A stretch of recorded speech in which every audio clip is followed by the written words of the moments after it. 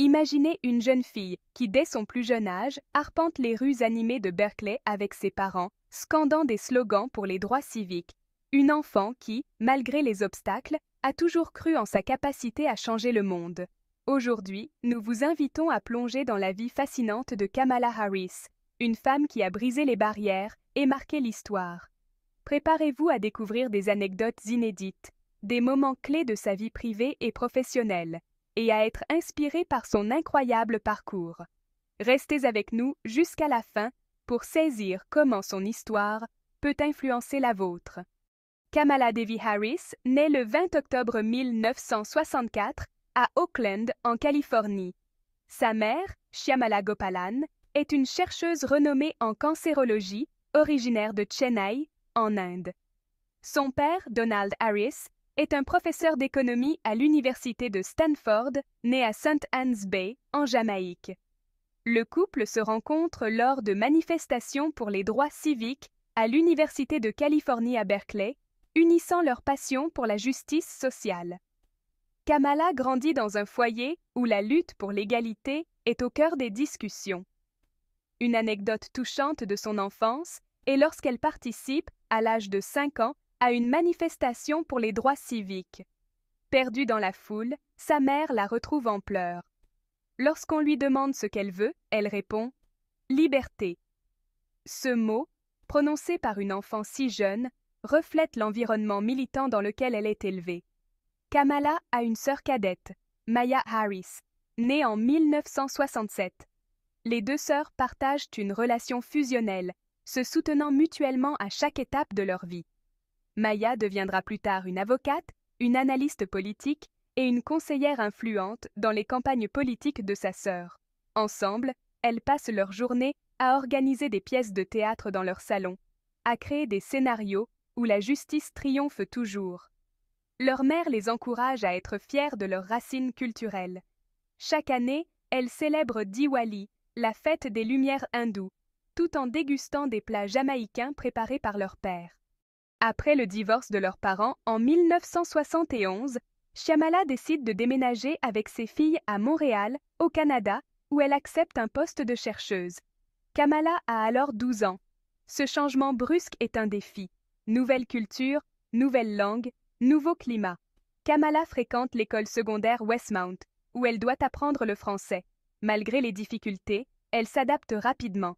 Elle organise une manifestation pour protester contre une politique scolaire qui interdit de jouer dans la cour enneigée, démontrant déjà son esprit de leadership et son refus des règles qu'elle juge injustes. Après avoir obtenu son diplôme, Kamala retourne aux États-Unis pour étudier à l'université Howard, à Washington, D.C., l'une des plus prestigieuses universités historiquement noires. À Howard, elle s'immerge dans la vie étudiante, rejoignant l'équipe de débat et devenant membre de la sororité Alpha Kappa Alpha. C'est également à Howard qu'elle vit ses premières amours. Elle rencontre Marcus, un étudiant en sciences politiques passionné par les mêmes causes qu'elle. Ils passent des heures à discuter de stratégie politique et à participer à des manifestations. Bien que leur relation ne dure pas au-delà de l'université, Marcus reste une influence positive dans sa vie, l'encourageant à poursuivre ses rêves. En 2003, Kamala se présente au poste de procureur du district de San Francisco. Face au titulaire sortant, Terence Hallinan, elle mène une campagne axée sur la réforme du système judiciaire, la réduction de la criminalité et la fin de la corruption. Elle remporte l'élection, devenant la première femme, la première afro-américaine et la première personne d'origine sud-asiatique à occuper ce poste.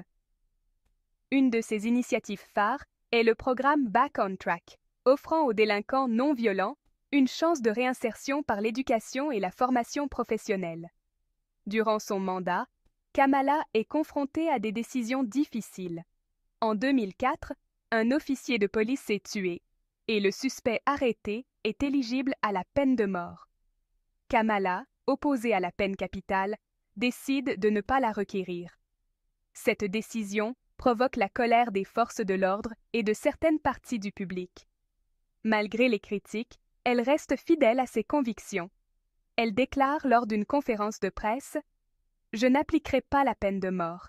C'est une question de principe pour moi, et je ne dévierai pas de cette position. En 2013, Kamala rencontre Douglas Emhoff, un avocat spécialisé en droit des médias et du divertissement. Leur rencontre est arrangée par un ami commun qui pense qu'ils seraient parfaits l'un pour l'autre. Lors de leur premier rendez-vous, ils se retrouvent dans un restaurant de Los Angeles, où la conversation coule naturellement. Après quelques mois de relation, Douglas la demande en mariage en lui glissant une bague dans une enveloppe, accompagnée d'une note humoristique. Ils se marient en août 2014 lors d'une cérémonie privée à Santa Barbara. Kamala devient la belle-mère des 2 enfants de Douglas, Cole et Ella, avec qui elle développe une relation étroite, se faisant appeler affectueusement Momala. En 2010, Kamala est élue procureure générale de Californie, la plus haute fonction juridique de l'État.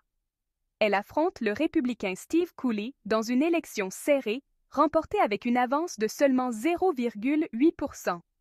En tant que procureure générale, elle s'attaque aux grandes banques impliquées dans la crise des subprimes. Elle négocie un accord historique de 20 milliards de dollars pour les propriétaires californiens victimes de pratiques hypothécaires abusives. Elle crée également le Bureau de la protection de la vie privée et de l'application des lois, renforçant la défense des consommateurs contre les violations de données. Kamala poursuit les géants du pétrole pour pollution environnementale, lutte contre les trafiquants d'êtres humains et défend les droits des immigrants. Une anecdote notable est sa poursuite contre l'entreprise Corinthian College, accusée de pratiques frauduleuses envers les étudiants. Sa détermination conduit à la fermeture de l'institution et à l'effacement des dettes de milliers d'étudiants. Cependant, elle est critiquée pour certaines positions, notamment son refus initial de soutenir une enquête indépendante sur les fusillades policières. Face aux pressions, elle reconnaît la nécessité de réformes et s'engage à travailler pour une plus grande transparence. En 2016, Kamala se présente au Sénat américain pour représenter la Californie, succédant à Barbara Boxer. Elle remporte l'élection avec une large majorité, devenant la première sénatrice d'origine sud-asiatique et la 2e femme afro-américaine à siéger au Sénat. Au Sénat, elle est rapidement reconnue pour son style incisif lors des auditions. Lors de l'interrogatoire de Jeff Sessions, alors procureur général désigné, elle le presse sur ses contacts avec des officiels russes, gagnant l'admiration du public pour sa ténacité. En janvier 2019, Kamala annonce sa candidature à l'investiture démocrate pour l'élection présidentielle de 2020. Son rassemblement de lancement à Oakland attire plus de 20 000 personnes, témoignant de son soutien populaire. Sa campagne met l'accent sur la justice sociale, la réforme du système de santé et la lutte contre le changement climatique. Une anecdote marquante est son échange avec Joe Biden lors d'un débat où elle le critique sur ses positions passées concernant la déségrégation scolaire. Ce moment propulse sa campagne sur le devant de la scène nationale. Cependant, malgré un début prometteur, sa campagne peine à maintenir l'élan. Les questions sur ses positions passées en tant que procureur général et le manque de clarté sur certaines politiques affaiblissent sa candidature. En décembre 2019, elle se retire de la course. En août 2020, Joe Biden annonce que Kamala sera sa colistière pour l'élection présidentielle. Ce choix est historique. Elle est la première femme noire et la première personne d'origine sud-asiatique à être nommée sur un ticket présidentiel majeur. Pendant la campagne, Kamala joue un rôle clé, notamment en mobilisant les électeurs jeunes et issus des minorités. Elle participe activement aux événements virtuels en raison de la pandémie, et son débat face au vice-président sortant Mike Pence est largement salué. Sa sœur Maya est une conseillère de premier plan dans sa campagne, apportant son expertise et son soutien émotionnel. Douglas Emhoff, son mari, devient un atout précieux, participant à des événements et utilisant les réseaux sociaux pour engager les électeurs. Leur famille recomposée est souvent mise en avant, présentant une image moderne et inclusive de l'Amérique. Les enfants de Douglas, Cole et Ella expriment leur admiration pour Kamala, renforçant l'image positive de leur unité familiale. Le 7 novembre 2020, les médias annoncent la victoire de Joe Biden et Kamala Harris, Lors de son discours, Kamala porte une tenue blanche en hommage aux suffragettes. Elle déclare « Je suis peut-être la première femme à occuper ce poste, mais je ne serai pas la dernière. » Ces mots résonnent à travers le pays et le monde, inspirant des millions de personnes. Le 20 janvier 2021, elle prête serment en tant que vice-présidente des États-Unis, brisant plusieurs plafonds de verre. La cérémonie est marquée par des moments émouvants, notamment lorsque la poète Amanda Gorman récite un poème sur l'espoir et la résilience. Kamala est chargée de dossiers complexes, notamment la gestion de la crise migratoire à la frontière sud et la promotion de la loi sur les droits de vote. Elle représente également les États-Unis lors de sommets internationaux, renforçant les alliances et abordant des questions cruciales comme le changement climatique. Une anecdote notable est sa rencontre avec le président français Emmanuel Macron en novembre 2021, où ils discutent de la coopération transatlantique et partagent un moment autour de la gastronomie française, renforçant les liens culturels entre les deux pays. Comme toute figure politique de premier plan, Kamala fait face à des critiques. Certains remettent en question son efficacité sur les dossiers qui lui sont assignés. D'autres estiment qu'elle est tenue à l'écart des décisions majeures. Malgré cela, elle continue de travailler avec détermination. Elle lance des initiatives pour soutenir les petites entreprises, promouvoir l'équité raciale et améliorer l'accès à l'éducation. Sa résilience face aux obstacles démontre sa capacité à surmonter les défis. Kamala Harris est plus qu'une vice-présidente. Elle est un symbole d'espoir pour de nombreuses personnes. Son parcours inspire les jeunes filles et les femmes du monde entier à poursuivre leurs ambitions, quelles que soient les barrières. Elle participe activement à des programmes de mentorat, encourageant la prochaine génération de leaders. Sa vision est celle d'un monde plus juste, où chacun a l'opportunité de réaliser son potentiel. L'histoire de Kamala Harris est celle d'une femme qui a défié les attentes et surmonté les obstacles pour atteindre les plus hautes sphères du pouvoir.